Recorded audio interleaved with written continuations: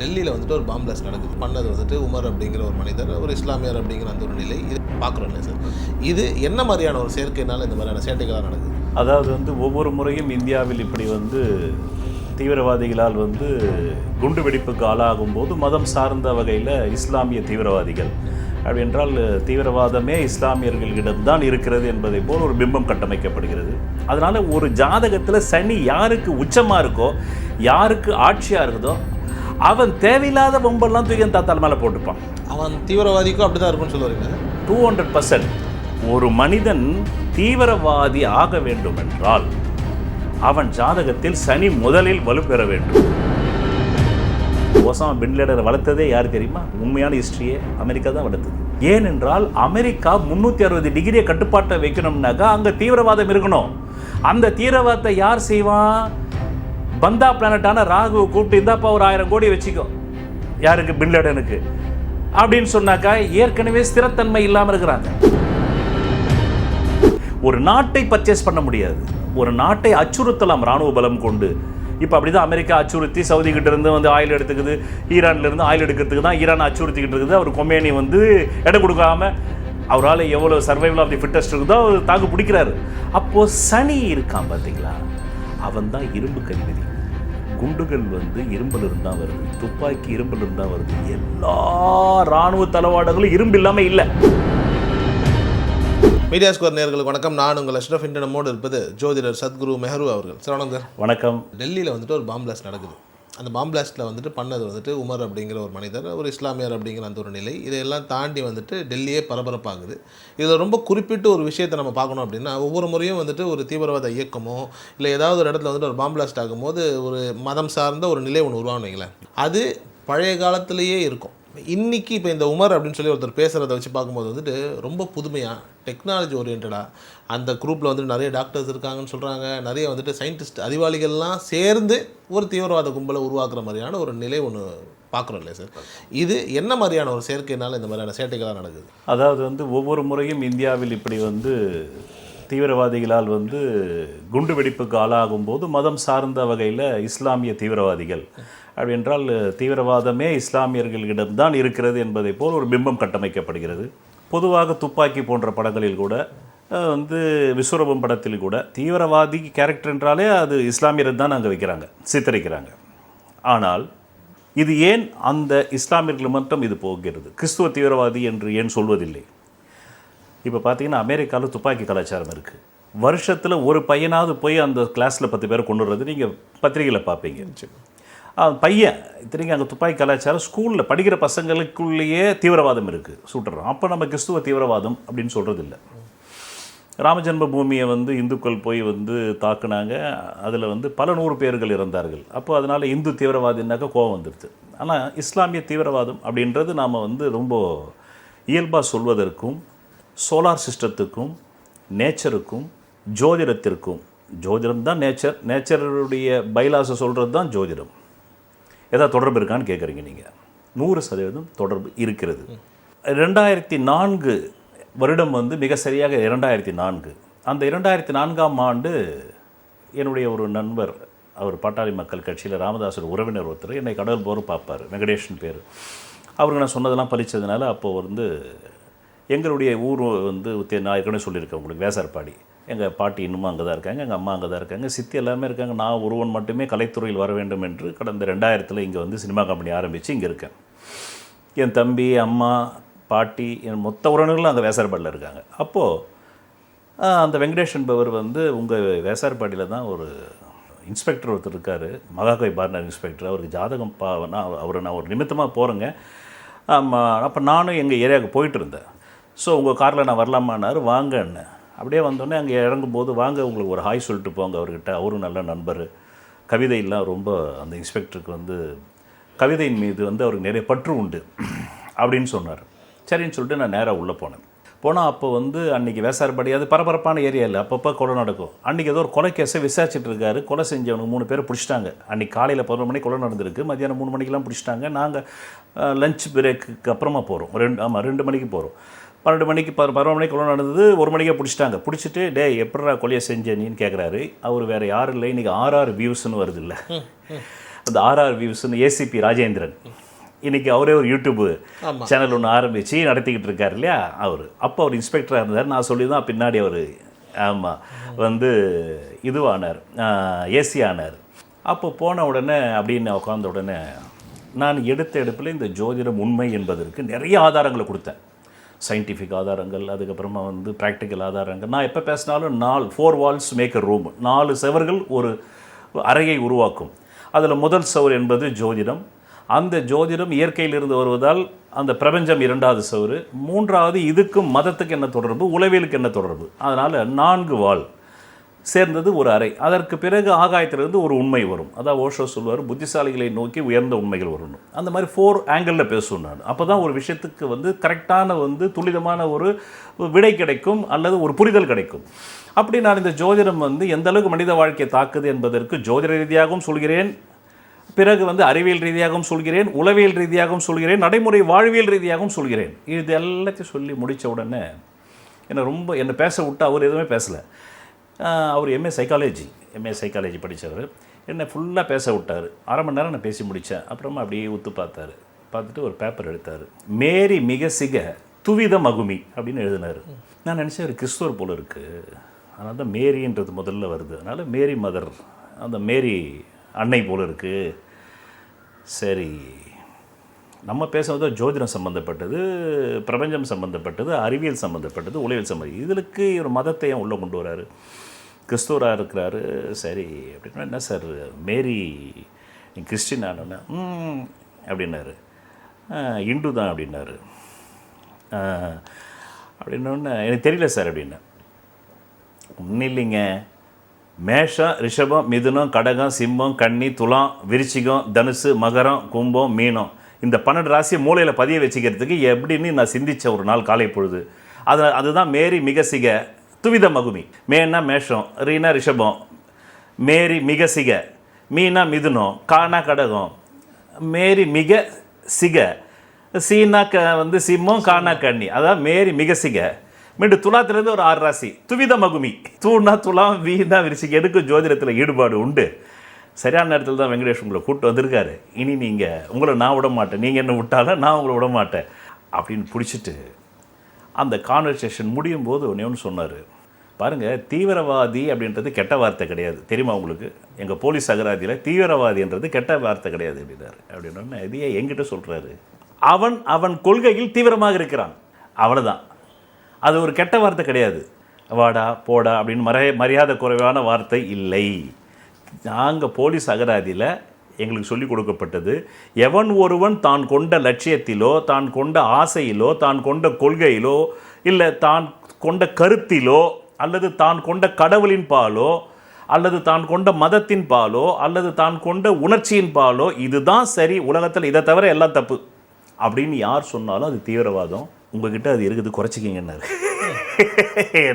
என்னை பார்த்துட்டு உங்ககிட்ட அது இருக்குது, ஆமாம், அதாவது நீங்களும் இதை இப்போவே குறைச்சிக்கிங்க. வயசு இருக்குது உங்களுக்கு, அப்போ எனக்கு 33 வயசு இருக்குது உங்களுக்கு, இல்லைன்னா நீங்கள் தீவிரவாதி ஆகிறதுக்கு வாய்ப்பு இருக்குது.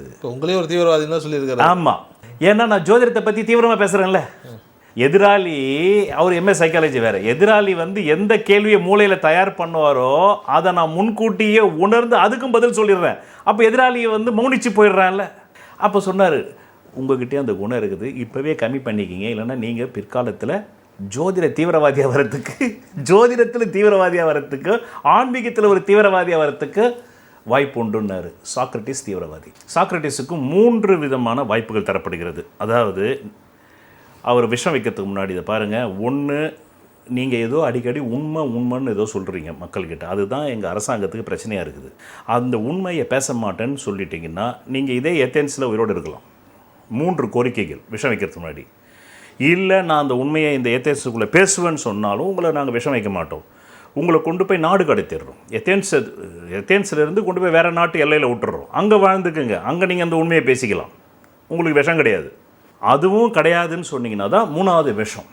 அப்போ சாக்ரட்டிஸ் என்ன சொன்னார், இது நீதிமன்றத்தில் நடக்குது. அப்போ சாக்ரட்டிஸ் என்ன சொன்னார், உண்மை பேசப்பட வேண்டும் என்றால் பேசித்தான் ஆக வேண்டும். அதனால் இதே ஏத்தென்ஸில் இருந்துக்கிட்டு நான் உயிரோடு இருந்துக்கிட்டு உண்மை பேசாமல் என்னால் இருக்க முடியாது. அதனால் முதல் கோரிக்கையை நிராகரிக்கிறேன். இரண்டாவது கோரிக்கை, அந்த உண்மையை வந்து ஏதென்ஸில் பேசக்கூடாது, பேசினால் ஏதென்ஸ் அரசாங்கத்திற்கு வந்து நிர்பந்தம் வருகிறது என்று நீங்கள் சொல்கிறீர்கள், அதனால் உங்களை நாடு கடத்துகிறோம் என்கிறீர்கள். நாளைக்கு அங்கேயும் போய் நான் இதே உண்மை தான் பேச போகிறேன். அதனால் நாளைக்கு இங்கே எனக்கு விஷத்திலிருந்து நான் தப்பிச்சாலும் அந்த நாடு என்ன விஷம் வைக்க போகுது. அதனால் அந்த கோரிக்கையும் நான் நிராகரிக்கிறேன். அதனால் நான் வந்து விஷம் அருந்துவதற்கு தயாராகிறேன். ஆனால் ஒரே ஒரு விஷயத்தை சொல்கிறேன், எனக்கு மரண தண்டனை, விஷம் அளிக்கும் தண்டனை அளிக்கும் நீதிபதியான உன்னை வைத்து வரலாறு அறியாது, என்னை வைத்து தான் உன்னை வரலாறு அறியும், இதை நீ எழுதி கொள்ளுன்னு சொன்னார். இதே தான் இயேசு. பரலோகத்தில் இருக்கும் பரமபிதா அங்கே கொண்டு போய் எல்லாரையும் அதிகாரி ஆக்கிறேன்னு சொல்லிட்டார். அப்போது வந்து ரோமாபுரி மன்னர்கள் கலங்கினாங்க, இவன் ஒரு புரட்சிக்காரன். ஏன்னா யூதர்கள் வந்து கடந்த 4000 வருடங்களில் 40 ஆண்டுகள் நடந்தே வந்திருக்கிறார். வரலாற்றில் அந்த மாதிரி வந்து யூதர்கள் கடவுளின் பெயரால் துன்பப்பட்டதை போல் எந்த மதமும் துன்பப்படவில்லை, இந்து மதம் உட்பட. மோசஸ் வந்து கடவுள் உங்களுக்கென்று ஒரு பெரிய தோட்டத்தை உருவாக்கியிருக்கிறார், சொர்க்கபுரியை, அதை காட்டுகிறேன் என்று அங்கே ஈஜிப்டில் வந்து அந்த பாறைகளை தூக்கிக்கிட்டு இருந்தாங்க அவங்க, அந்த பிரமிடுகளை கட்டுவதற்கு. அதில் பாதி பேர் இறந்துக்கிட்டு இருந்தான். அவன்லாம் யாருன்னாக்கா யூத அடிமைகள். யூத அடிமைகளை தான் வச்சு அவன் பிரமிட் கட்டிக்கிட்டு இருக்கான். அப்படி கட்டும்போது இதை கண்ணால் பார்க்காம எதையாவது ஒன்று சொன்னால் தான் இவங்களை நடத்தி கூட்டிகிட்டு போக முடியும்.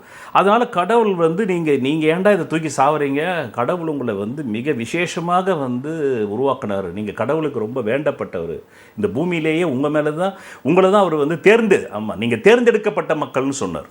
யூதர்கள் வந்து தேர்ந்தெடுக்கப்பட்டவர்கள், இப்படி அடிமையாக சாவாதீங்கடா, என் கூட வாங்கடான்னு. சரி ஏதோ சொல்கிறாருன்னு சொல்லிட்டு தான் இவங்க பின்னாடி வராங்க. 40 ஆண்டு கால பயணம் நீங்கள் யோசிச்சு பாருங்கள். வரலாற்றில் 40 ஆண்டு காலம் யூத இனம் நடக்குது மோசஸ் பின்னாடி. அதுதான் இஸ்ரவேல், இன்றைக்கி இருக்கிற இஸ்ரவேல். இதைத்தான் ஓஷோ சொல்லுவார். அப்படி மோசஸ் அவர்களை வந்து ஈஜிப்டிலிருந்து கொண்டாடும் போது எண்ணெய் வளங்கள் மிக்க எத்தனையோ பூமி இருந்தது. மிடில் ஈஸ்ட்லேயே நிப்பாட்டி இருந்தாங்க, இன்றைக்கி அவங்க தான் சொர்க்கபுரியாக இருப்பாங்க. இன்றைக்கி வந்து எல்லா மிடில் ஈஸ்ட் கண்ட்ரிஸ்லையும் சொர்க்கபுரியாக இருக்கிறதுக்கு காரணம் எண்ணெய் வளம்.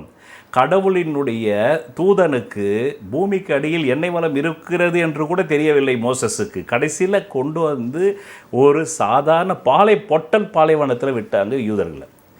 விட்ட உடனே ஓஷோ என்ன சொல்லுவார், மோசஸுக்கு அச்சம் வந்து விட்டது. இதில் பாதி பேர் வேறு தொலைஞ்சிட்டாங்க. இது நடந்து வந்தாங்களே, அப்படி நடந்து வரும்போது யூதர்களில் பாதி பேர் தொலைந்து போனவர்கள். இப்போ அவருக்கு என்ன ஆகி போச்சுன்னாக்கா, கடவுள் வந்து கடவுளால் அவர் என்ன பண்ணார், ஒரு ஆபத்திலிருந்து யூதர்களை அவர் நல்ல எண்ணத்தில் தான் செஞ்சார். ஒரு ஆபத்திலிருந்து இன்னொரு ஆபத்தில் காப்பாற்றலான்றதுக்கு தான் கடவுளால் தேர்ந்தெடுக்கப்பட்டவர்கள் என்ற வார்த்தையை போட்டார். இல்லைன்னா அவன் அங்கேயே இருப்பான், அங்கேயே அந்த கல்லுக தூக்கி செத்துக்கிட்டே இருப்பான். அந்த சாகிறத வேண்டாம். ஏன்னா ஒரு கட்டத்தில் இவரும் வந்து யூதர்னு தெரிஞ்சு போச்சு. இவர் அந்த ஈஜிப்ட் அரசாங்கத்தினுடைய தத்தெடுக்கப்பட்ட குழந்தை தான். ஆனால் இவருடைய மூதாதையர் வந்து யூதர்னு தெரிஞ்சு போனதுனால நம்முடைய இனத்துக்கு நாம் நன்மை செய்வோன்னு கூப்பிட்டு வந்துட்டார். இப்போ எங்கே நம்மளை அடித்து கொள்ளுவாங்களோன்னு பயந்துட்டாருன்றார் ஓஷோ. மோசஸ் பயந்துட்டார், இஸ்ரவேலில் நம்மளை அடித்து கொள்ளுவாங்க. ஏன்னா இது வந்து பாலைவனம். நீ சொன்னது என்ன, சோலைவனம்னு சொன்ன. கடவுளால் தேர்ந்தெடுக்கப்பட்டவர்களுக்கு சோலைவனம் காத்திருக்கிறதுன்னு சொல்லி தான் என்னை கூப்பிட்டு வந்தேன். ஆனால் கடைசியில் பார்த்தா அது பாலைவனம். பாலைவனத்தில் கொண்டு வந்து இங்கே விட்ட உடனே தொலைந்து போனவர்களால் பாதி பேர் இருக்கிறாங்க. அதனால் எஸ்கேப் ஆகிட்டார் மோசஸ்ன்னு ஒரு உஷாராக எஸ்கேப் ஆகிட்டார். அதனால் அவர் என்ன பண்ணார், தொலைந்து போனவர்களை நான் போய் பார்த்து கண்டுபிடிச்சி கூப்பிட்டு வரேன், நீங்கள் அதுவரையில் இங்கே இருங்க, இதுதான் கடவுளால் தேர்ந்தெடுக்கப்பட்ட பூமின்னு சொல்லிட்டு போயிட்டார். அன்றிலிருந்து யூதர்கள் மைண்டில் தீவிரமான அந்த மோசஸுடைய வாயிலிருந்து வந்த வார்த்தை தீவிரப்படுத்திக்கிட்டாங்க. அவங்க நாங்கள் கடவுளால் தேர்ந்தெடுக்கப்பட்டவர்கள். ஏன்னா மோசஸ் சொல்லிட்டார். மோசஸ் யார், கடவுளுடைய தூதன். அதனால தான் பகவான் ஓஷோ சொல்லுவார், இதுவரையிலும் வரலாற்றில் ஒட்டுமொத்த இரத்தத்தை பார்த்தது மேற்குலகில் தோன்றிய யூத மதத்தினுடைய கிளை மதம் தான் இஸ்லாம். அது உங்களுக்கும் தெரியும். யூத மதத்தினுடைய கிளைகள் தான் கிறிஸ்துவும் இஸ்லாமும். இந்த 3 மதங்கள் தான் உலகிலேயே அதிகமான வன்முறை செய்திருக்கிறது. கிழக்கில் தோன்றிய புத்த மதமாகட்டும், இந்து மதமாகட்டும், பௌத்த மதமாகட்டும், அதாவது சமண மதம், பௌத்த மதம், இந்து மதம் கடந்த 2000 வருடங்களாக எந்த விதமான ஒரு இரத்த வெறியை ஆட்டமும் ஆடவில்லை, மேற்குலகம் ஆடியதை போல். இதுக்கும் ஜோதிடத்துக்கு இப்போ என்ன கனெக்ஷன் அப்படின்னா, சனி தான் யூத மதம். அந்த யூத மதத்தினுடைய கிளைகள் தான் ராகு, இஸ்லாம். அந்த யூத மதத்தின் அடுத்த கிளை தான் கிறிஸ்துவம். சனி ஈகோ பிளானட். அடிப்படையிலேயே யாருடைய ஜாதகத்தில் சனி ஆட்சியாக இருக்கோ, யாருடைய ஜாதகத்தில் சனி உச்சமாக இருக்குதோ, அவங்க அத்தனை பேருமே நம்பர் 1 ஈகோயிஸ்ட். இதை 30 ஆண்டு காலம் என் அனுபவத்தில் பார்த்துருக்கு. அதனால தான் பழம்பெரும் ஜோதிட நூல்கள் என்ன சொல்லுது தெரியுமா? ஒரு ஜாதகத்தில் சனி எந்த அளவிற்கு பலவீனமாக இருக்கிறதோ அந்த அளவிற்கு துன்பம் கம்மியுது. ஓகே. அஷ்டவர்க்க பரல்னு ஒன்று இருக்குது. அதில் ஒவ்வொரு கோளுக்கும் 8 பரல். அதில் சனி மட்டும் 8 பரல் எடுத்துட்டான்னா மகன் தொலைஞ்சான். நான் ஊரில் இருக்கிற எல்லா நான் நலிந்தவர்களையும் பாதுகாக்க போகிறேன்னு கிளம்பிடுவான். சனி யாருக்கு உச்சமாக இருக்கோ கேளுங்க. சரி, இப்போ சனி கம்மியாக இருக்குது, அதாவது ஆக்டிவேஷன் கம்மியாக இருக்குது அப்படின்னா பாதிப்பு கம்மின்றீங்கல்ல, ஜாதகக்காரனுக்கு இல்லை எதிரில் இருக்கணும்? ஜாதகனுக்கு. ஒரு ஜாதகத்தில் பழம்பெரும் நூல்கள் என்ன சொல்லுது தெரியுமா? சனி துன்பக்காரகன்னு சொல்லுது. சனி என்ன சொல்லுது? துன்பக்காரகன். குரு என்ன சொல்லுது? இன்பக்காரகன், சுகக்காரகன். அதனால தான் அந்த குரு பார்த்தா கோடி புண்ணியம்னு சொன்னான். சனி பார்த்தா பாழுன்னு சொல்லுது ஜோசியம். சனி இருக்கிற இடம் வாழும், சனி பார்த்த இடம் பாழாயிடும். ஒரு ஜாதகத்தில் சனி பார்க்கின்ற பார்வை இருக்குது பார்த்தீங்களா, அந்த இடம். ஏன்னா அறிவியல் என்ன சொல்லுது? மேரிஷ் என்ற நச்சுப்புகை சனி கிரகத்திடமிருந்து 3 இடங்களிலிருந்து வெளிப்படுகிறது. அதனால தான் சனிக்கு 3, 7, 10 3, 7, 10 பார்வை. அதனால் ஒரு ஜாதகத்தில் நான் சமீபத்தில் பார்த்த அனுபவம் சொல்கிறேன். என்கிட்ட சிலராக தீட்சை எடுத்துக்கிட்டான். ஒரு ஐயங்கார பையன், 33 வயசு, அவனுக்கு கல்யாணம் ஆகலை. ஆமாம், அவன் பிஇ படிச்சிருக்கான் கம்ப்யூட்டர் சயின்ஸு. அவன் என்கிட்ட என்ன சொல்கிறான்? சார், நான் தமிழ்நாட்டில் உள்ள எல்லா ஏழைகளுக்காக ஒரு ட்ரஸ்ட்டை ஆரம்பித்து வேலை செய்ய போகிறேன்றான். அவன் கடகலகனா சனி ஆட்சி. ஆக்சுவலாக இது ஒரு சூத்திரன் செய்ய வேண்டிய வேலை. அவன் பிராமண ஐயங்கார். அவன் ஜாதகத்தில் பூர்வ புண்ணிய அஸ்தமனம். அவனுக்கு லக்னாதிபதி 3ல். ஆமாம், இப்போ 2024 கதையை சொல்கிறேன். நான் உங்களுக்கு 23 கதையை சொல்கிறேன். அவன் இதெல்லாம் அவன்கிட்ட சொல்லிக்கல. நான் அப்படியே பார்த்து மனசுக்குள்ள சிரிச்சுப்பேன் அந்த ஜாதகத்தை பார்த்து. அப்போ சித்தர்கள் எவ்வளோ பெரிய அறிவாளி. சனியை துக்கக்காரன் கண்டுபிடிச்சான். அப்போது மேற்குலகம் முழுவதுமே துக்கத்தில் இருக்கிறது. அதான் ஓஷோ சொல்லுவார், என்னுடைய பூமியின் வருகையை மேற்கையும் கிழக்கையும் ஒன்றாக்குவது தான் என்னுடைய முயற்சி. இந்த தீவிரவாதம் ஒன்லி இப்போ இந்த சனி கிட்டேருந்து வந்துடுச்சு. அதனால் ஒரு ஜாதகத்தில் சனி யாருக்கு உச்சமாக இருக்கோ, யாருக்கு ஆட்சியாக இருக்குதோ, அவன் தேவையில்லாத வம்பெல்லாம் தூக்கி தாத்தால் மேலே போட்டுப்பான். அவன் தீவிரவாதிக்கும் அப்படி தான் இருக்குன்னு சொல்லுவாருங்களா? 200%. ஒரு மனிதன் தீவிரவாதி ஆக வேண்டும் என்றால் அவன் ஜாதகத்தில் சனி முதலில் வலுப்பெற வேண்டும். அப்போ தான் சனி. இன்னொன்று தெரியுமா உங்களுக்கு? சனிக்கு ஜோதிடத்தில் என்ன சொல்லுதுன்னா, நிசி காலத்து பிதா. நிசின்னா என்ன? நிசின்னா இருள். அப்படி என்றால் சூரியன் இந்த பூமியில் ஒளி பாய்ச்சாத போது, அப்படி என்றால் சூரிய நட்சத்திரமே அந்த நெபுலாக்கள் தோன்றாத போது இந்த பூமியே இல்லை. இந்த பூமியே அந்த பிக் பேங்கில் இருந்தால் வந்ததா அறிவியல் சொல்லுது. அப்படின்னா பூமியே இல்லை. இந்த பூமியே இல்லாத போது ஒரு டோட்டல் பிரபஞ்சத்தில் ஒரு இருள் சூழ்ந்திருக்கும்ல, அந்த இருள் காலத்தில் என்ன நடந்ததுன்ற விஷயமும் சனிக்கு தெரியுன்றோம். அப்படின்னா என்ன அர்த்தம்? இந்த சூரிய குடும்பம் தோன்றுவதற்கு முன்பே இந்த பிரபஞ்சத்தில் என்ன விஷயங்கள் எக்ஸிஸ்டன்ஸில் இருந்தது, இருப்பியலில் இருந்ததோ அந்த தகவல் கூட அவனுக்கு அறியுமா. யாருக்கு அறியுமா? அந்த அளவுக்கு பழமைவாதின்றான். ஒரு ஜாதகத்தில் சனி உச்சமாயிட்டான்னா அவன்தான் வலதுசாரி. ஏன்னா பழமைவாதியில் சனி. 2000 வருஷத்துக்கு முன்னாடி நபிகள் என்ன சொன்னாரோ நான் அதை தான் கேட்பேன். 2000 வருஷத்துக்கு முன்னாடி இயேசு என்ன சொன்னாரோ நான் அதை தான் கேட்பேன். இந்துவாக இருந்தான்னு வச்சுக்கிங்க, 2500 வருஷத்துக்கு முன்னாடி ஆதிசங்கரர் என்ன சொன்னாரோ அப்படித்தான் நான் தண்ணி குடிப்பேன். ஆதிசங்கரர் தண்ணி இப்படி தான் எடுத்து இப்படி ஊற்றி இப்படி குடிச்சிட்டு இப்படி வைக்கணும்னாரு. நான் அப்படி தான் பண்ணுவேன். அதில் மாறி இந்த விரல் இப்படி கூட வராது. இப்போ இந்த ஜாதி ஆதிக்கம் இல்லை ஜாதியை பார்க்குறவங்க எல்லாமே இந்த சனி உச்சமாக இருக்கவங்க தான். உச்சம் மட்டும் இல்லை, ஆட்சி ரெண்டும். வக்ரம். ஓகே, வக்ரமும். ஆட்சி, உச்சம், வக்ரம், பிறகு மூலத்திரிகோணம், பிறகு அம்சத்தில் ஆட்சி, உச்சம், வக்ரம். தன்னுடைய மத பிடிப்பை விட்டு கொடுக்க மாட்டான் சனி. சொந்த பிள்ளையாக இருந்தாலும் கொள்றா அவனை. சொந்த புள்ள தான் கொள்றா அவனை. இந்த ஆணவ கொலை அது இது எல்லாம் சனி. அதனால தானே அவனை சூத்ரன்றான். இதே குரு உச்சம் ஆயிடுச்சுன்னு வைங்க, உபனிஷத்தில் ஒரு கதை ஒன்று வருது. இது குரு உச்சமான கதை சொல்கிறேன். உபனிஷத்துலேருந்து ஒரு கதை வருது. பகவான் ஓஷோ சொல்வார், இந்த உலகத்தில் இருக்கக்கூடிய எல்லா மறைப்பள்ளிகள், இப்போ பள்ளிவாசல் தான் பேர், தர்கா கூட. காரணம் அங்கே போய் கற்றுக்கணும். நீ அங்கே இருக்கிற ஒரு அறிவை கற்றுக்கணும். மறைப்பள்ளின்றது மிஸ்டிசம். நான் எல்லா மறைப்பொருள் பள்ளிகளுக்கும் போயிருக்கிறேன். அங்கே என்ன கற்றுத்தராங்கன்றதை பார்க்குறதுக்கு. ஆனால் அது அத்தனையும் பார்த்துட்டு 1,50,000 புக்கும் படிச்சுட்டேன் நான். அந்த 1,50,000 புத்தகமும் குப்பை. அந்த மறைபள்ளிகளில் கற்றுக் கொடுக்குறதும் குப்பை. ஆனால் இந்த பூமியிலேயே தூய்மையான ஒரு நூல் இருக்குதுன்னா அது உபனிஷதம்னு சொல்கிறாரு. ஏன்னா உபனிஷத்து முனிவர்கள் எங்களுக்கு கடவுள் யார் என்று தெரியாதுன்னு சொல்கிறாங்க. மற்ற எல்லா மதமும் எங்களுக்கு கடவுள் தெரிஞ்சிச்சுன்னு சொல்லுது. இஸ்லாமும் தெரிஞ்சிச்சுன்னு சொல்லுது, இந்துவும் தெரிஞ்சிச்சுன்னு சொல்லுது, கிறிஸ்துவும் தெரிஞ்சு சொல்லுது, பௌத்தமும் தெரிஞ்சிச்சுன்னு சொல்லுது, சமணமும் தெரிஞ்சிச்சுன்னு சொல்லுது. உபனிஷத்து முனிவர்கள் மட்டும்தான் எங்களுக்கு கடவுள் யார் என்று தெரியாது. எங்களுக்கு தெரிய வேண்டிய அவசியமும் இல்லை. எங்களுக்கு இருப்பியல் போதுமானது, இந்த பிரபஞ்சம் போதுமானது, இந்த சூரியன் போதுமானது, நவ கிரகங்கள் போதுமானது, கண்களால் நாங்கள் பார்க்கின்ற பொருளே எங்களுக்கு போதுமானது, கண்களுக்கு அப்பால் உள்ள விஷயங்களை நேர்மையாக எங்களுக்கு தெரியாது என்று சொல்கிறது. ஆனால் மற்ற அனைத்து மதங்களும் நேர்மையற்ற முறையில் எங்களுக்கு தெரியும் என்று சொல்கிறது. அதனால் அவர் சொல்கிறாரு, அந்த உபனிஷத்திலிருந்து ஒரு கதை ஒன்று சொல்கிற பாருங்க. இதே குரு உச்சம் பெற்றார். ஒரு பேரழகான பெண்ணு, அந்த பேரழகான பெண்ணினுடைய இந்த கதை எதுக்குன்னா ஈகோலெஸ், மேலும் உன்னுடைய விந்து சக்தி உருமாற்றம் பெற்று கீழ்நோக்கி செல்வதை விட மேல் நோக்கி செல்கிறது என்பதற்கான உதாரணம். அப்படி மேல் நோக்கி செல்லும் போது தான் நீ தன்னை அறிந்தவனாக மாறுகிறாய். அதுக்காக நம்ம பம்ப் செட்டு வச்சு மாஸ்டர்பேஷன் பண்ணி பக்கெட்டில் விந்துவை ஊற்றி ஏற்றுறது கிடையாது. நிறைய பேர் அப்படி நினச்சிப்பான். உலகத்திலேயே நீங்கள் காமத்தை தான் கற்பனையில் அனுபவிக்க முடியும். இப்போ நீங்கள் ஒரு நல்ல பிரியாணி சாப்பிட்டீங்க, ராவுத்தர் பிரியாணி அப்படின்னா வயிறு ரொம்பாது. ராவுத்தர் கடைக்கு போய் பிரியாணி 100 ரூபாவோ 200 ரூபாவோ கொடுத்து சாப்பிட்டா தான் வயிறு ரொம்பும். ஆனால் நீங்கள் மனதளவிலேயே காமத்தை கற்பனை செய்து அனுபவிக்க முடியுமா? முடியாதா?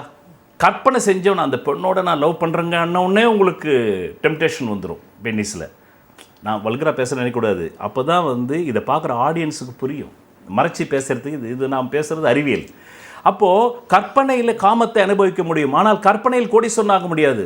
கற்பனையில் நீங்கள் டாடா பிர்லாவாக முடியாது. கற்பனையில் அம்பானி அதானி ஆக முடியாது. ஆனால் கற்பனையில் நீங்கள் ஒரு பொண்ணோடு புரட்சிக்கும் கூடிய இன்பத்தை அனுபவிக்க முடியும். அவங்க சொன்னது அந்த காமம் என்ற கற்பனையை தான் தண்டவரத்தில் சொன்னாங்களே தவிர நீ மாஸ்டர்பேட் பண்ணி விந்து பக்கெட்டில் ஊற்றி பப் செட்டு வச்சு ஏற்றணும்னு சொல்லலை. அதனால தான் மேற்கத்தியவர்கள் எல்லாருமே அடிச்சிட்டான் நம்முடைய யோக சாஸ்திரங்களை. இவனாட மாஸ்டர்பேட் பண்ணி பக்கெட்டில் ஊற்றி எப்படா தண்டவரத்தில் ஏற்ற முடியும்னா காமம் என்ற அந்த கற்பனையை ஏற்றணும். அதுதான் மெடிடேஷன்.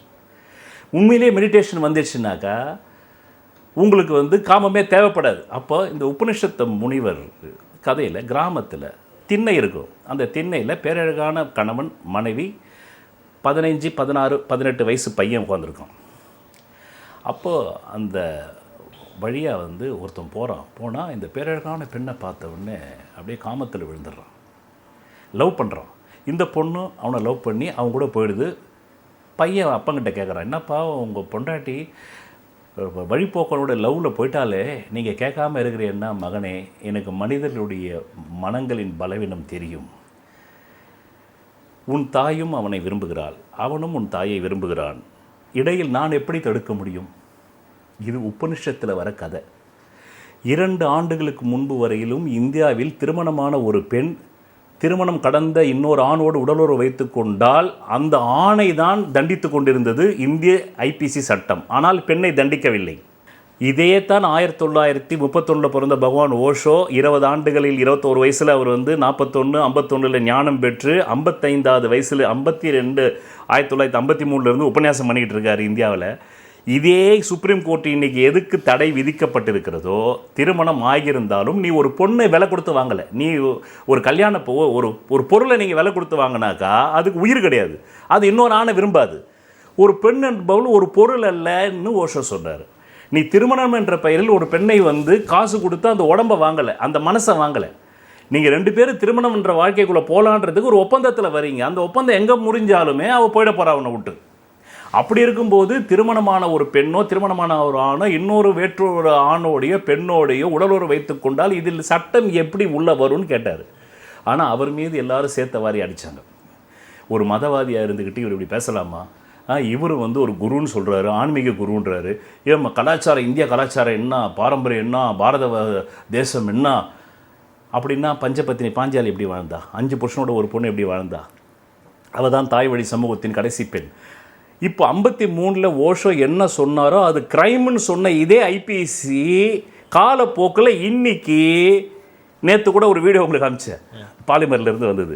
ஆமாம். அப்போ அதில் மதுரை கோர்ட் என்ன சொல்லுதுன்னா, திருமணத்துக்கு முன்னாடி ஒரு பெண் உடலுறவு வச்சுக்கிட்டாலோ ஒரு ஆண் உடலுறவு வச்சுக்கிட்டாலோ சம்மதத்தோடு அதை பாலியல் வழக்காக கொண்டு வரக்கூடாது.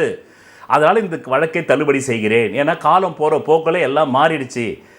ஸோ உங்களோட வேல்யூ சிஸ்டத்தை நீங்கள் தான் மாற்றிக்கணுமே தவிர பழமை மாதத்தில் இருந்தீங்கன்னாக்கா அதனால் இப்போ அந்த பொண்ணு கல்யாணத்துக்கு முன்னாடி வந்து 2 பேரும் கன்சர்ன் செக்ஸ் வச்சுக்கிட்டு விரும்பி செக்ஸ் வச்சுக்கிட்டு இன்றைக்கி அவன் கல்யாணம் பண்ணிக்க மாட்டான்னா அவன் மேலே வந்து பாலியல் செக்ஸுவல் ஹராஸ்மெண்ட் கேஸ் கொடுக்குறா, அதை தள்ளுபடி பண்ணணும்னு அந்த ஆண் போகிறான், தள்ளுபடி பண்ணிட்டார்.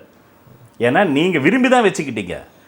இப்போ கல்யாணம் பண்ணிக்கலன்றதுக்காக நான் வந்து செக்ஸுவல் ஹராஸ்மெண்ட் கேஸில் அவனை பக் பண்ண முடியாது அப்படின்னு இன்றைக்கி சொல்லுது. இதைத்தான் 50 ஆண்டுகளுக்கு முன்னாடி ஓஷோ சொன்னார், 75 ஆண்டுகள் முன்னாடி ஓஷோ சொன்னார். அவர் மேலே சேர்த்தவாரி அடித்தாங்க.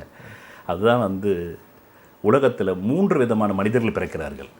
அடுத்த நூற்றாண்டுக்கு இந்த சமூகத்துக்கு என்ன தேவையோ அதை இந்த நூற்றாண்டில் சொல்பவன், தன்னை அறிந்தவன், அவன் தான் பெரிய மனிதன்.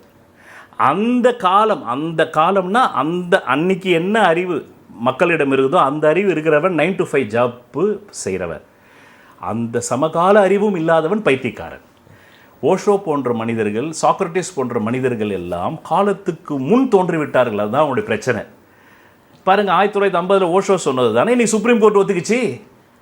அப்போ இந்த 75 வருஷத்துக்கு முன்னாடியே ஓஷோ விஷன் பண்ணியிருக்காருல்ல, திருமணம் கடந்த உறவில் ஒரு ஆணும் பெண்ணும் இருந்தால் அது என்னடா குற்றம், அதுனா டேமேஜ் ப்ராப்பர்ட்டி. அது என்ன டேமேஜ் சயின்டிஃபிக்காக அது டேமேஜ் ப்ராப்பர்ட்டின்னு சொல்ல முடியுமா? நீ அதை சொல்ல முடியாது. இது ஒரு மனம், இது ஒரு உணர்வு. அவளுக்கு அந்த உணர்வு வருது. அப்போ நீ ஒரு பொண்ணை என்ன விலை கொடுத்து வாங்கிடுறியா, இல்லை ஒரு பெண் ஒரு ஆணை விலை கொடுத்து வாங்கிடுறாளா? இல்லை. இன்னைக்கு தமிழ்நாட்டில் சுப்ரீம் கோர்ட் சொல்லிடுச்சு 2 வருஷத்துக்கு முன்னாடி இந்தியாவில். ஆனால் 50லேயே அவர் சொன்னார்ல, அதனால தான் ஓஷோ பெரிய மனிதனாக இருக்கார். சார் இப்போ இப்படி இருக்கும்போது சார், இப்போ இந்த இஸ்லாமியர்கள் எல்லாம் வந்துட்டு தீவிரவாதிகள் அப்படிங்கிற அந்த ஒரு நிலை ஒன்று வந்துகிட்டே இருக்குல்ல, இதனுடைய காரணம் என்ன? இப்போ நீங்கள் வந்துட்டு ராகு தான் இஸ்லாமியர்கள் அப்படின்னீங்க, ஆனால் சனி உச்சம் ஆட்சி திருகோணம் இப்படிலாம் சொன்னீங்க. அப்போது இது எப்படி நம்ம தொடர்புப்படுத்துறது? கரெக்ட். நான் சொல்கிறது நீங்கள் சரியாக புரிந்து கொள்ளவில்லை. இஸ்லாமியர்கள் மட்டும் தீவிரவாதி இல்லை. பாபர் மசூதியை இடித்த RSSஐ சார்ந்த அன்பர்களும் தீவிரவாதிகள் தான். மகாபாரதம், ராமாயணம், அந்த மகாபாரத போரிலே 166 கோடி பேர் இறந்ததாக சொல்லுது. எவ்வளோ? 166 crores, 166 கோடி பேர் இழந்திருக்கிறார்கள். இத்தனைக்கும் இதுவாது மதத்தின் பெயரால் தீவிரவாதம் வருது. அதாவது இஸ்லாமியர்களுடைய கொள்கை, அதாவது பாகிஸ்தான் பிரிவினை, அந்த பிரச்சனை தான் இங்கே ஓடிக்கிட்டு இருக்கு. ஆமாம். ஆனால் சொந்த பெரியப்பா சித்தப்பா பசங்க அடிச்சுக்கிட்டாங்களே மகாபாரதத்தில், அதுக்கு என்ன சொல்லுவீங்க?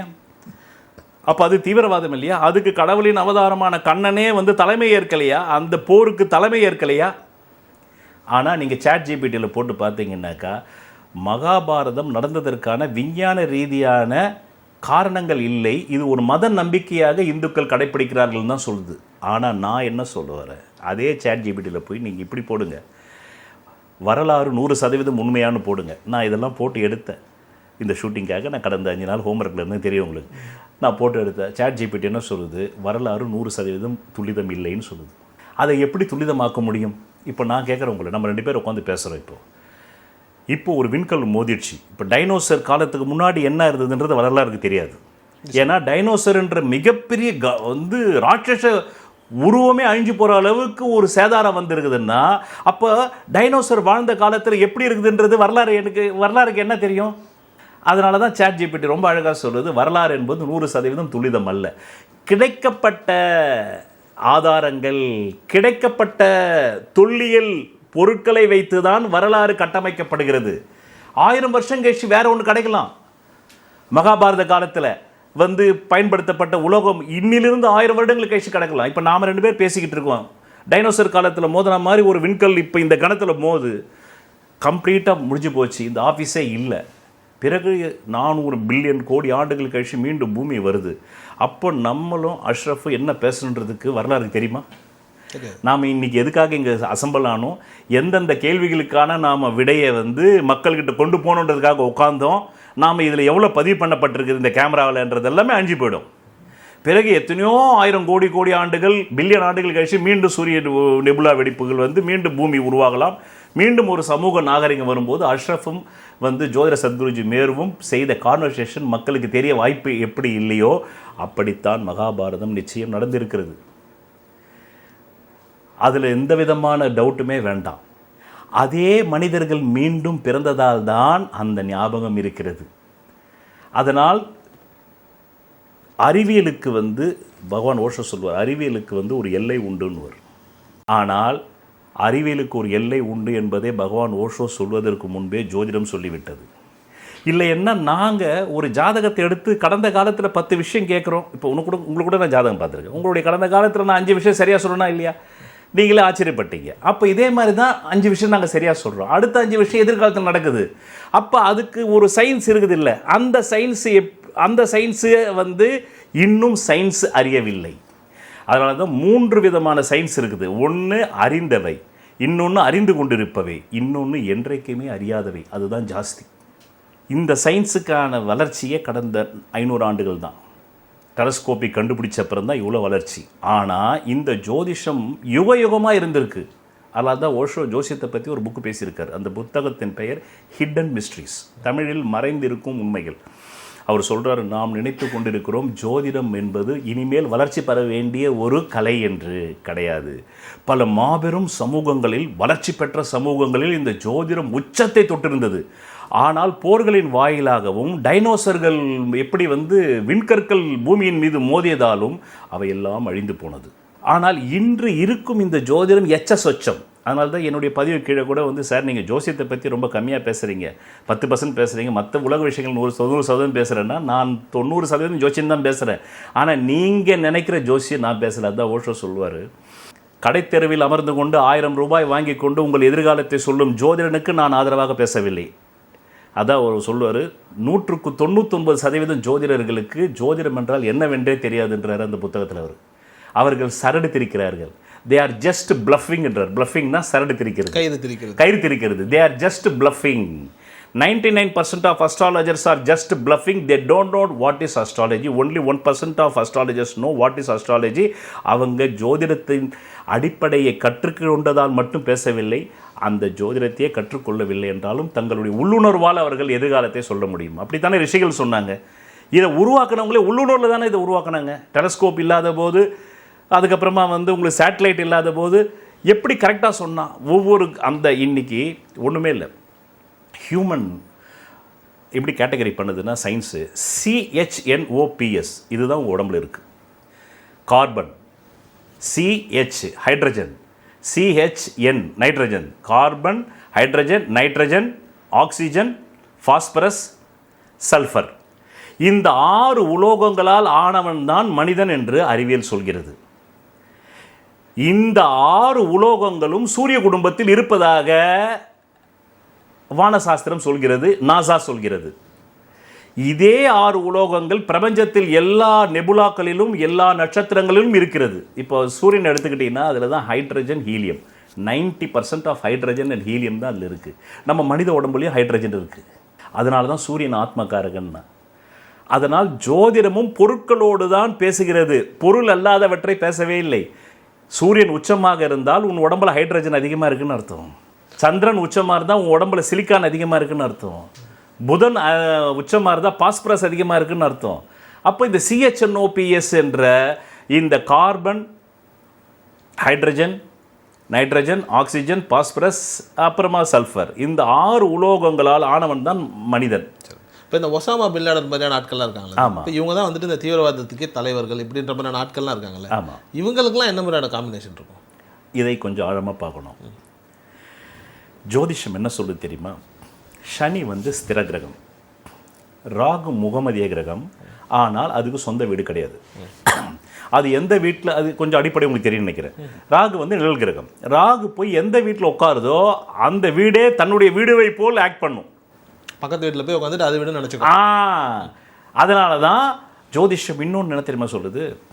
புதனை விட இந்த கிரகங்களுக்குன்னு படிநிலை இருக்குது. புதனை விட செவ்வாய் வலிமையானவன், செவ்வாயை விட சனி வலிமையானவன், சனியை விட குரு வலிமையானவன், குருவை விட சுக்கிரன் வலிமையானவன், சுக்கிரனை விட சந்திரன் வலிமையான, சந்திரனை விட சூரியன் வலிமையானவன், சூரியனை விட ராகு வலிமையானவன், ராகுவை விட கேது வலிமையானவன் சொல்லுது. அப்படின்னா சூரியனை விட வலிமையானவன் யாரு? ராகு. ராகு. அப்போ முகமதியர்கள் சூரியனை விட வலியமானவர்கள் என்றதை ஒரு கருத்தில் நாம் எடுத்துக்கொள்ள வேண்டும். ஆனால் அந்த ஜோதிஷம் என்ன சொல்லுது? அதால் தனிப்பட்ட முறையில் செயல்பட முடியாது. ஏன்னா அதுக்குன்னு சொந்த வீடு கிடையாது. அது எந்த வீட்டில் உட்காருதோ அந்த வீடு. இப்போ கிறிஸ்துவ கிரகம் ஏன் இதெல்லாமே ஜோதிஷம் தான் சார். இந்து மதத்துக்கு உலகத்தையே பிடிக்கணுன்ற ஆசை இல்லை, கிறிஸ்துவ மதத்துக்கு உலகத்தையே பிடிக்கணுன்ற ஆசை இருக்குது. அடுத்தது அந்த கிறிஸ்துவ மதம் இஸ்லாமிய தீவிரவாதிகளை பயன்படுத்திக் கொள்கிறது எப்படின்றதுக்கு நான் ஜோதிட ரீதியான விளக்கம் தரேன். ஜோதிஷம் என்ன சொல்லுதுன்னா, ராகு சனியை போல் பலன் தருபவன், கேது வந்து செவ்வாயை போல் பலன் தருபவன். அப்போ சனி தான் யூதம், அப்போ சனி தான் வந்து கிறிஸ்துவம். அப்போது இந்த இஸ்லாமுக்கும் இந்த கிறிஸ்துவத்துக்கும் தந்தை யாருன்னா யூதம் தான். யூதத்திலிருந்து தான் கிறிஸ்துவம் வருது, கிறிஸ்துவத்திலிருந்து தான் வந்து இஸ்லாம் வருது. இயேசுவே வந்து ஒரு யூதர் தான். அவரே வந்து பிறப்பாத ஒரு யூதர் தான். ஆமாம், அவரே வந்து கிறிஸ்துவர் கிடையாது. அவரை கொன்னதுக்கு ரீசன் என்ன தெரியுமா? நாங்கள் ஏற்கனவே மோசஸால் கடவுளின் பேரால் 40 வருஷம் அகதியெல்லாம் நடந்து வந்திருக்கோம். கடைசியில் கொண்டாந்து மோசஸை விட்டது இஸ்ரவேலில் பாலைவனத்தில். இன்றைக்கும் நாங்கள் செத்துக்கிட்டு இருக்கோம். இதில் இவன் வேற ஒருத்தன் கிளம்பி வந்து ஆகாயத்திலிருந்து கடவுள் வராருன்றா, அதனால் பிடிச்சி கொள்றான்னா. ஏன்னா கடவுளால் இந்த பூமியில் யாருமே அவ்வளோ 40 வருஷம் அகதியாக வந்ததில்லை, யூதர்கள் வந்திருக்காங்க. அதனால தான் ஏற்கனவே ஒரு மோசஸால் பட்ட பாடு எங்களுக்கு போதாதா? மீண்டும் நீ வந்து இன்னொரு கூரையிலேருந்து ஆகாயத்திலேருந்து பிச்சுக்கிட்டு கடவுள் வராரு, இங்கே இருக்கிற மக்களை கொண்டு போய் நான் அங்கே அதிகாரி ஆக்க போகிறேன்னா, ரோமாபுரி மன்னர்கள் என்ன நினச்சான்? இயேசுனுடைய அனைத்து வார்த்தைகளும் மிஸ்இன்டர்பிரேட் ஆகி போச்சு, எல்லாமே தவறாக புரிந்து கொள்ளப்பட்டார்கள். அப்போது சனி வந்து என்ன தெரியுமா, 0 டிகிரியில் கும்பத்தில் ஆரம்பிக்கிறான், 360 டிகிரியை வந்து ரூல் பண்ணுறது சனி. அதனால தான் சனி ஈஸ்வரன் சொன்னான். ஈஸ்வரன்ன்றது ஒரு சிவன் என்ற உட்காந்துக்கிட்டு இருக்கிற ஐகான சொல்லலை, சூரியனை தான் அவன் ஈஸ்வரன் தான். அதனால தான் சூரியனுடைய அதிதெய்வதை தான் சிவன், சந்திரனுடைய அதிதெய்வதை தான் பார்வதி, பெண் தன்மை. அதனால் இது ரெண்டுத்துக்கு கல்யாணம் பண்ணி வச்சான். அப்போ தானே உங்களுக்கு ப்ரொடக்ஷன் வரும். அப்போது அந்த சனி 360 டிகிரியை வந்து சூரியன் கூட ரூல் பண்ணுறதில்ல. சூரியனிலிருந்து வெடித்து சித்தனது தான் சனிக்கோள் அறிவியல் சொல்லுது, ஜோதிடம் அதுதான் சொல்லுது. ஆனால் சூரியன் கூட தன்னுடைய சிம்ம வீட்டை தான் ரூல் பண்ணுறாரு, அதாவது 30 டிகிரி. அதே மாதிரி எல்லா கிரகங்களும் வந்து ஒரு 180 டிகிரி வந்து ரூல் பண்ணுது. எது? செவ்வாய் மேஷத்திலிருந்து கிட்டத்தட்ட வந்து பார்த்தீங்கன்னாக்கா 240 டிகிரி செவ்வாய் ரூல் பண்ணுறாரு. அதாவது மேஷமும் விருச்சிகமும். மேஷத்தில் 0 டிகிரியில் ஆரம்பித்தா விருச்சிகத்துக்கு கிட்டத்தட்ட 240 டிகிரி வரும். குரு பகவான் மீனத்திலிருந்து ஆரம்பித்தாலும் 300 டிகிரி தான் வரும் தனுசுக்கு. மீனத்தை நீங்கள் 0 டிகிரியில் ஆரம்பித்தா தனுசுக்கு 300 டிகிரி தான் வரும். அதே மாதிரி தான் புதனையும் நீங்கள் கண்ணியில் நீங்கள் 0 டிகிரியில் ஆரம்பித்தா மிதுனத்துக்கு 300 டிகிரி தான் வரும். ஆனால் கும்பத்தில் 0 டிகிரி ஆரம்பித்தா கும்பத்திலிருந்து கும்பம், மீனம், மேஷம், ரிஷபம், மிதுனம், கடகம், சிம்மம், கன்னி, துலாம், விருச்சிகம், தனுசு, மகரம் 360 டிகிரியையும் ரூல் செய்வது சனி கிரகம். அந்த சனி தான் கிறிஸ்துவன். அப்போ ஜோதிஷம் என்ன சொல்லுது? ராகு சனியை போல் பலன் தருபவன். அப்போ இந்த ராகுக்கு நிலையான வீடு இல்லையா? இந்த ராகுக்கு நிலையான வந்து ஒரு ஆட்சி பீடம் இல்லையா? அப்போ கிறிஸ்துவ நாடான வல்லரசு நாடு அமெரிக்கா இந்த இஸ்லாமிய தீவிரவாதிகளை உருவாக்குகிறது. அதை பாகிஸ்தான் பிரதமரே ஒத்துக்கொண்டார். நீங்கள் அதை பத்திரிகையில் பார்த்திருப்பீர்கள். சிந்தூர் ஆப்ரேஷனுக்கு அப்புறமா டோட்டல் இந்தியா வந்து பாகிஸ்தானை கார்னர் பண்ணும்போது டக்குன்னு ஒரு வார்த்தையை விட்டார். இதெல்லாம் நாங்கள் வந்து எதுக்காக செஞ்சோம், எல்லாம் அமெரிக்கா சொல்லி தான் செஞ்சோன்னு தான் மீண்டும் ட்ரம்ப் என்ன பண்ணார், எப்பா வெளியே சொல்லிடாதவா அப்படின்னு. பாகிஸ்தான் பிரதமர் கூட கிடையாது, பாகிஸ்தானுடைய இராணுவ தளபதியை கூப்பிட்டு விருந்து கொடுத்தார், நீ என் ஃப்ரெண்டியாயோ. அப்போது இந்த ராகுவுக்கு ஃபண்ட் பண்ணுறது யார்? ஒசாமா பின் லேடனை வளர்த்ததே யார் தெரியுமா? உண்மையான ஹிஸ்ட்ரியே அமெரிக்கா தான் வளர்த்தது. ஏனென்றால் அமெரிக்கா 360 டிகிரியை கட்டுப்பாட்டை வைக்கணும்னாக்கா அங்கே தீவிரவாதம் இருக்கணும். அந்த தீவிரவாதத்தை யார் செய்வான்? பந்தா பிளானட்டான ராகுவை கூப்பிட்டு இந்தாப்பா ஒரு 1000 கோடி வச்சுக்கோ, யாருக்கு? பின் லேடனுக்கு அப்படின்னு சொன்னாக்கா ஏற்கனவே ஸ்திரத்தன்மை இல்லாமல் இருக்கிறாங்க. நான் சொல்கிறது நாடுகள் இல்லை, இஸ்லாமிய நாடுகள் இல்லை, பட் தீவிரவாதிகள் நாடுகளுக்கு அவங்களுக்கு எண்ணெய் வளம் இருக்குது, அவங்க இந்த வேலையை செய்யணும்னு அவசியம் கிடையாது அவங்களுக்கு. ஆனால் அந்த ராகு வந்து தலை உள்ள பாம்பு, ஆமாம், அதுக்கு சொந்த வீடு கிடையாது. அப்போ இந்த இவங்களுக்கு மதத்தின் பேரால் ஏற்கனவே அப்படிப்பட்ட உள்ள மக்களுக்கு விஷயம் தெரியாது, இந்த விஷயம்லாம் இந்த சயின்ஸ்லாம் தெரியாது. அவங்களுக்கு ஜிகாதி, ஏற்கனவே நமக்கு குர்ஆனில் உண்டு ஜிகாதி, தீமையை அழிக்கணும். அப்போது என்னுடைய அல்லாஹ்வை நீ ஒத்துக்கலையா, நான் உன்னை கொள்கிறேன். அப்போ பிரெயின் வாஷ் பண்ணுறான் அமெரிக்கா. பாவம் அந்த இஸ்லாமிய இளைஞர்களை அழைத்து, பார் உனக்கு அல்லாஹ்வுடைய விஷயம் வேணுமா இல்லையா, இந்தியா எதிராக இருக்குது இல்லையா உங்கள் மதத்துக்கு போ. ஏன்னா இந்தியா வந்து இப்போது நீங்கள் ChatGPTயில் போடுங்களேன், which is the powerful military countries இந்த வேர்ல்டு டாப் 10ன்னா அது 4th வருது. First America, Russia, China, 4th இந்தியாவில் இருக்குது. அப்போ எப்போவுமே இந்தியா 4th இருக்கக்கூடாதுன்னு நினைக்கிறான். எங்கேயாவது 9, 10 இரு. நானும் ரஷ்யாவும் இருந்துக்கிறோம் 1-2ல். தேர்டுக்கு நீ வரும்போதே உனக்கு அடிப்பா உன்னை. நீ இப்போ 4த்துக்கு இந்தியா வந்துடுச்சு, இன்னும் 50 வருஷம் விட்டா தேர்டுக்கு வரும், இன்னொரு 50 வருஷம் விட்டா ரஷ்யாவுக்கு ஈக்குவலாக வந்து நீ நிற்ப. அதை விரும்பாது, ஏன்னா சனி ஈகோ. அதனால தான் பாருங்கள், என்னுடைய ஐகான் நான் வந்து ஆசீர்வாதம் பண்ணுற மாதிரி தான் யூடியூபுக்கு வச்சுருக்கேன். போன வீடியோவில் வந்து பைபிள் படிங்கன்னு போடுறான். நான் இப்படி தான் சிவலிங்கத்தை வச்சுக்கிட்டு சாமியார் கோணத்தில் தான் ஐகான் இருக்குது. மேலும் நான் கடவுளை இல்லைன்னு சொல்கிறேன். நான் சொல்கிறது என்னுடைய மத கடவுளும் வந்து நாங்கள் அதை அறிவியல் ரீதியாக அருவத்தை உருவத்தில் பார்க்கிறோம்ன்ற விளக்கத்தையும் 2800 வீடியோ வச்சுருக்கேன். அப்போவும் வந்து கீழே என்ன தெரியுமா போடுறாங்க, ஒருத்த கமெண்ட்டு, அதாவது நீங்கள் உயர்ந்த விஷயங்களை பேசுகிறீர்கள், இருந்தாலும் கொஞ்சம் பைபிளையும் படியுங்கள், நல்லது நடக்கும்ன்றான். அப்போ என் கருத்தையும் ஒத்துக்கோ அப்படி அந்த கமெண்ட் போட்டானே, அவன் தீவிரவாதி. உங்கள் வீடியோக்கு கீழே நீங்கள் ஏன் ஜோதிடத்தை பற்றி சொல்கிறீர்கள், அவர் ஒரு முகமதியார் ஆச்சேன்னு ஒருத்தர் கமெண்ட் போட்டாங்க. அதுக்கு நீங்கள் அழகாக போய் போட்டீங்க, ஏன் முகமதியார் ஜோதிடம் பேசக்கூடாதா அப்படின்னு போட்டீங்க. ஆமாம், அவர் ஒரு தீவிரவாதி. நான் கொண்ட கருத்தில் தீவிரமாக இருந்தேன் என்று ஏசிபி சொன்னார் அல்லவா, அவர் சொன்னதுக்கு அப்புறமா அந்த தீவிரவாதத்தை நான் கொஞ்சம் கொஞ்சமாக குறைச்சிக்கிட்டேன். ஓஷோ தீவிரவாதி. ஏன்னா 1,50,000 புத்தகம் படிச்சிட்டாரு. அவர் என்ன சொல்கிறாரு, நான் அந்த 1,50,000 புத்தகம் ஏன் படித்தேன்னா அதுலேருந்து அறிவை வளர்த்துக்கிறதுக்கு இல்லை, இந்த மதங்கள் எந்த அளவுக்கு உண்மையை மறைச்சிருக்குதுன்றதுக்கு தான் நான் மத நூல்களே படித்தேன்றார். படித்து அவருக்கு அறிவு அதிகமாகி போச்சு. அந்த 1,50,000 புக்கு படிச்சுட்டு அவருடைய வார்த்தையில் ஒரு 650 டைட்டிலில் அவர் பேசி ஒரு 10,000 மணி நேரம் வந்துருச்சு. அதில் அவர் எவ்வளோ பெரிய தீவிரவாதி தெரியுமா? சாக்ரட்டிஸை விட மிகப்பெரிய தீவிரவாதி ஓஷோ. அதுக்கு ஒரு உதாரண கதையோட சொன்னால் தான் புரியும். ஏன்னா இங்கேயும் ஓஷோ லவர்ஸ்லாம் வருவாங்க. நான் ஓஷோவையும் கடந்து சென்றவன். ஏன்னா ஜோதிடம் ஓஷோவையும் தாண்டினது. ஜோதிடம் உண்மையிலேயே பார்க்க போனால் ஓஷோவுடைய 10,000 மணி நேரம் பேச்சுமே ஜோதிடத்தை அதிகமாக புரிந்து கொள்வதற்காகத்தான் அவர் பேசியிருக்கிறார் என்ற கோணத்தில் தான் எனக்கு விடைகள் கிடைக்கிறது. அதுதான் ஞானிகள் என்றது. நீங்கள் ஜோதிடத்துக்கு அவுட் போகவே முடியாது. ஜோதிடம் என்ன சொல்லுதுன்னா, ஒரே வீட்டில் 5 கிரகம் இருந்தால் அவன் ஞானி ஆவான். ஓஷோவுக்கு ஒரே வீட்டில் 5 கிரகம். அது மட்டும் இல்லை, அவருடைய வாழ்க்கை வரலாறுலேயே அவர் ஒரு புத்தகம் பேசியிருக்கார். அவருடைய 7வது வயசுலேயே ஒரு ஜோசியர் வீட்டுக்கு வந்து, இந்த பையன் ஒன்று வாழ்க்கை உலகத்தையே ஆட்டி படைப்பான், இல்லைன்னா 21 வயசில் செத்துருவான்னு சொல்லியிருக்காரு. அந்த 21 வயசு கண்டத்துக்கு அப்புறம் தான் அவர் உலகை ஆட்டி படைத்தார். இப்படி தான் புத்தருக்கும் சொல்லப்பட்டது. இப்படி தான் எனக்கும் உலக மக்களால் வழங்கத்தக்க தத்துவ ஞானின்னு காமிச்சேன் நான் உங்களுக்கு. ஓஷோ எவ்வளோ பெரிய தீவிரவாதின்னு சொல்கிறேன் பாருங்கள். பாம்பேயில் அவர் தங்கியிருக்கார். ஒரு ஜோசியர் வர்றார், வந்து உங்கள் பிறப்பு நேரம் வேணும், தேதி வேணும்னு அவங்களுக்கு ஜோசியம் சொல்லணும் அப்படின்னோடனே கொடுத்துட்டு கவனிக்கணும்ல. இவர் சொல்கிறார், இந்த பார் 10 விஷயம் இந்த வருஷத்துக்குள்ளே எதெல்லாம் நடக்கும்னு எழுதி கொடு, அதெல்லாம் நான் நடக்காமல் செஞ்சு காட்டுறேன் உனக்கு. அதில் நான் உயிரோடு இருப்பேன்னு எழுதி கொடுத்தா நான் தற்கொலை பண்ணிப்பேன்றார். அந்த 10 விஷயத்தில் இந்த ஒரு வருஷத்துக்குள்ளே நீங்கள் சாகாமல் ஆயுளோடு இருப்பீங்கன்னு சொல்லி எழுதி கொடுத்தீங்கன்னா நான் தற்கொலை பண்ணிப்பேன். காரணம், உன்னுடைய கருத்தை நான் பொய்யாக்க வேண்டும். அப்போ தீவிரவாதியா இல்லையா அவர்?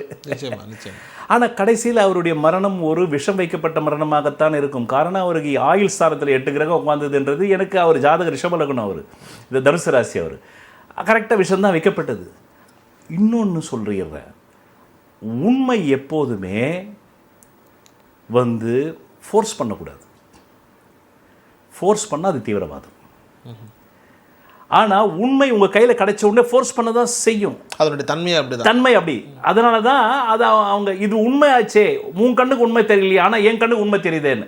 ஆனால் வாழ்க்கைக்கு 100% வந்து வளையாத்தன்மை வந்து நம்மளை உடைத்து விடும்.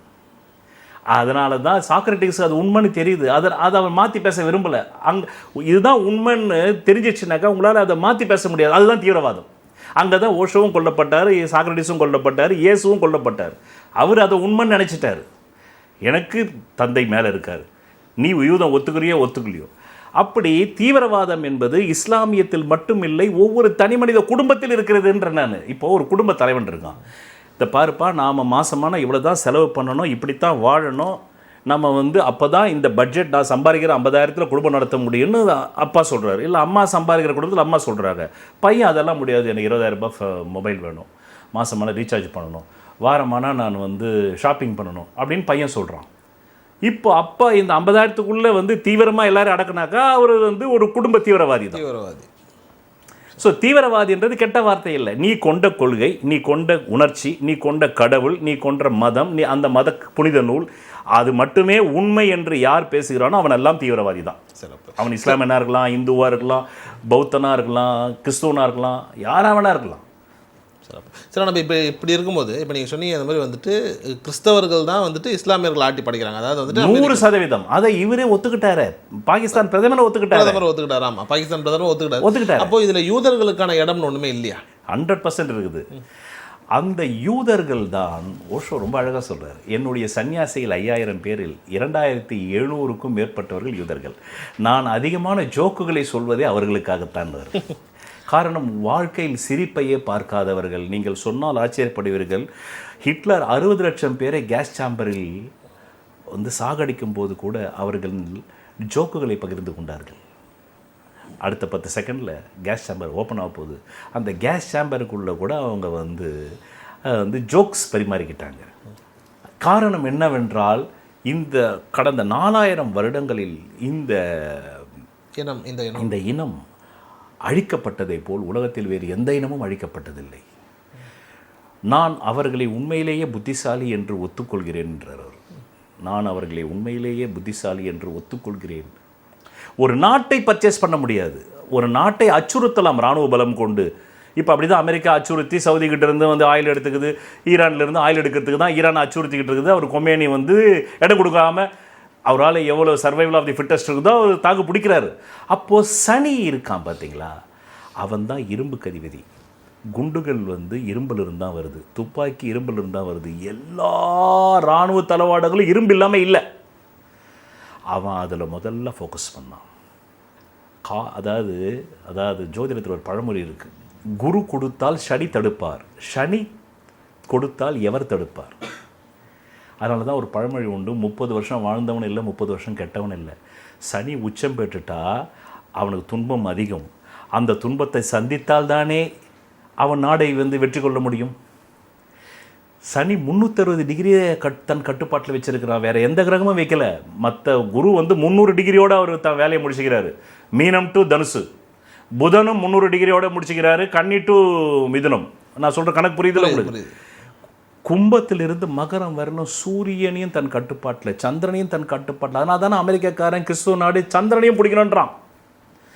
சூரியனுக்கும் ஒரு வந்து வான உறுதியை ரெடி பண்ணிட்டான். அவன் ஒரு விண்கலம் ரெடி பண்ணிட்டான். இப்போ அது சூரியனை வந்து மேற்பரப்பில் சுற்றிக்கிட்டு இருக்காது, உள்ளே போக முடியாத தவிர அது மேற்பரப்பில் சுற்றிக்கிட்டு இருக்கு.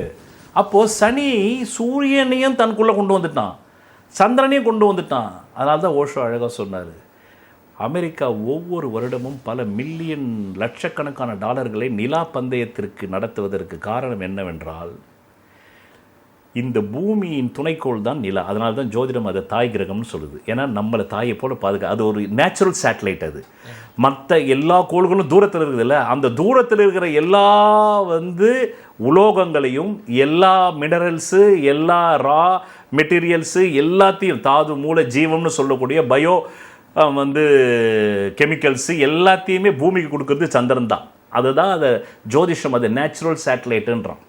லக்னம் நீங்கள் பிறந்த புள்ளி 6ஆம் இடத்துல தான் தீவிரவாதி இருக்கிறான், சிபிஐ இருக்குது. அந்த தீவிரவாதியை பிடிக்கிற சிபிஐ இருக்கிறான், என்ஐஏ என்ற நேஷ்னல் இன்டெலிஜென்ஸ் ஏஜென்சியும் இருக்கிறான். அங்கே தான் இருக்கிறான்.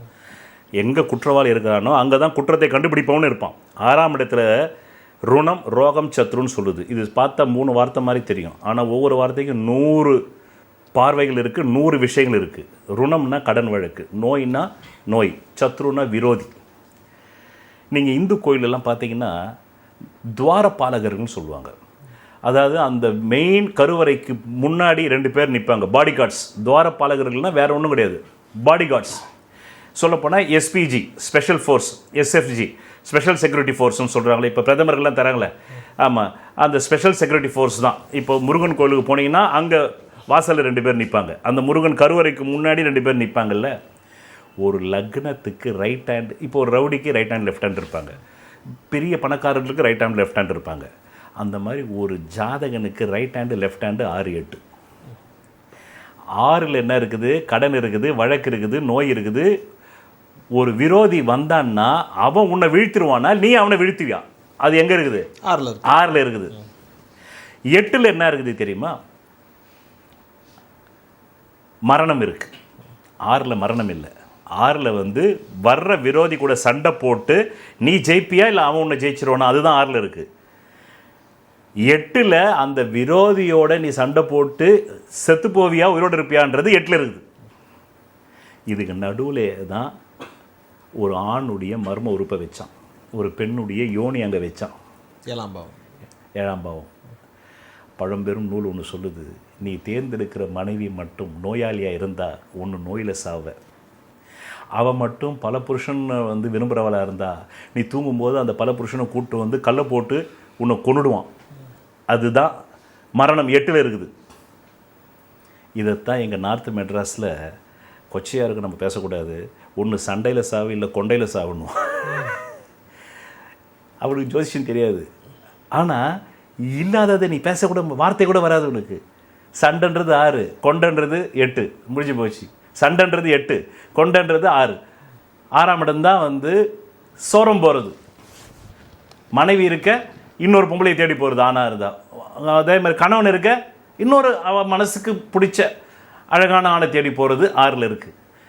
அப்போது என் குருநாதர் தான் எழுதினார், ஜோதிட உலகத்தில் யாருமே அந்த ஆர்டிக்கல் எழுதலை. அவர் என்ன சொல்கிறாரு, ஒரு ஜாதகத்தில் அதிர்ஷ்ட கிரகங்கள் என்று சொல்லக்கூடிய லக்னாதிபதி, பூர்வ புண்ணியாதிபதி, பாக்யாதிபதி வலுக்க வேண்டும் என்ற அவசியமே இல்லை. ஒரு ஜாதகத்திலே 6, 8ஆம் இடங்கள் சுபத்துவம் பெற்றுவிட்டாலே போதும், வெல்லலாம் எவ்வினையையும் என்றார். எந்த வினையாக இருந்தாலும் வெல்லலாம். உன்னை எதிர்க்கிறவன் பிரதம மந்திரியாக இருந்தாலும் கூட பரவாயில்ல, நீ அந்த பிரதம மந்திரி ஜெயிச்சிருவேன். ரொம்ப நன்றி சார், நேரத்தை ரொம்ப நன்றி, ரொம்ப நன்றி, ரொம்ப மகிழ்ச்சி. தேங்க்யூ.